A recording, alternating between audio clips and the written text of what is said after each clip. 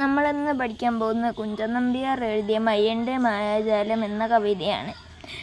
സാദരമേവും പറഞ്ഞു മയ്യൻ ഗുരു പാദസരോജങ്ങളുടനെ വേദിയന്മാരെ വണങ്ങി മുതനാല് വേദങ്ങളെയും നമസ്കരിച്ചു. കോടാലി കയ്യിലെടുത്തു മേലെയൊട്ടും കൂടാതെ തഞ്ചത്തിൽ താണു നിന്നു. പാടാതെ കോടാലി കൊണ്ടൊരു താമസം കൂടാതെ വെട്ടി മഹിത്തലത്തിൽ. ഇതിൽ പറയുന്നത് മനസ്സിൽ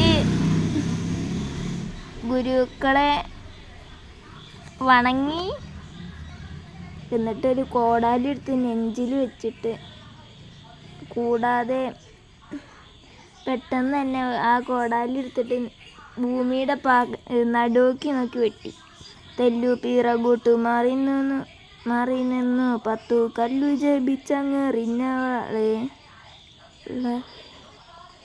മെല്ലെന്ന് ഭൂമി പിളർന്നു പുറപ്പെട്ടു നല്ലൊരു പൊന്മണി മൗലി കുംഭം.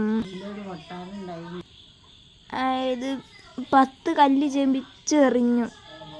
അപ്പം എന്ത് ചെയ്യുന്നു, പെട്ടെന്നൊരു ഭൂമി പിളർന്നിട്ട് ഒരു പെട്ടെന്ന് കൊട്ടാരം ഉണ്ടായി. ഉത്തുംഗ ഗോപുര വൃക്ഷങ്ങളും നിന്നു കത്തുന്ന തീക്കനലെന്ന പോലെ. 10 മാച്ചുള്ള തങ്കപ്രകാശത്തെ കുത്തി കവർന്ന നിറം കലരും. 10 ഭക്തി നിരക്കെ പുറപ്പെട്ടു 10 ദിക്കൊക്കെ പ്രകാശത്തോടെ.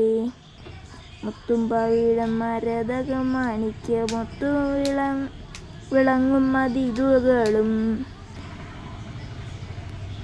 അച്ചസ്ഫടിക പ്രദേശങ്ങളും പിന്നെ സ്വച്ഛങ്ങളാകും